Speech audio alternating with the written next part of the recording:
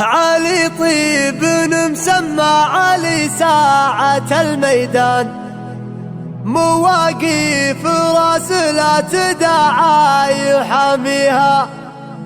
علي صامل الفزعات راس وسيع افطان، على كافه كبار الصعايب يضريها.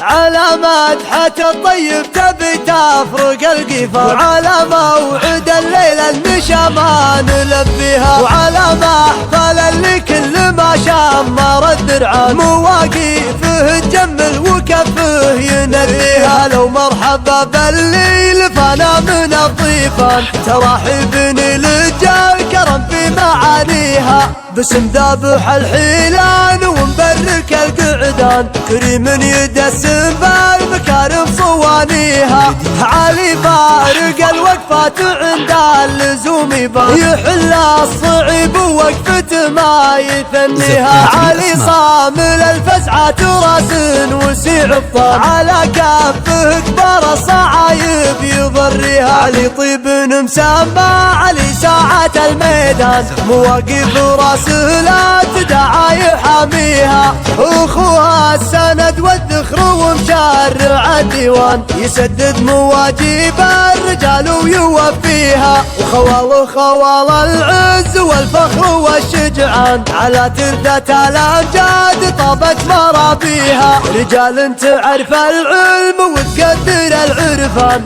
بطون الجمايل فزعته امتلت فيها.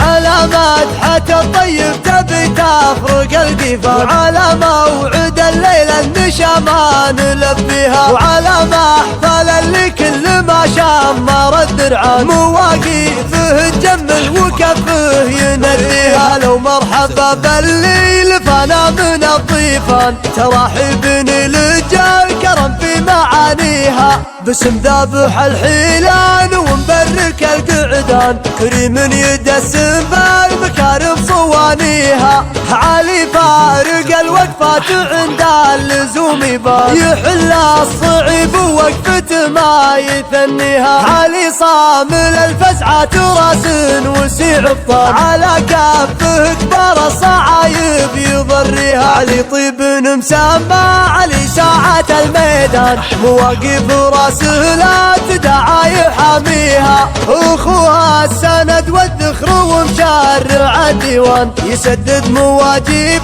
الرجال ويوفيها. وخوال خوال العز والفخر والشجعان، على ترثة الامجاد طابت مرابيها. رجال تعرف العلم وتقدر العرفان، بطون الجمايل فزعته امتلت فيها.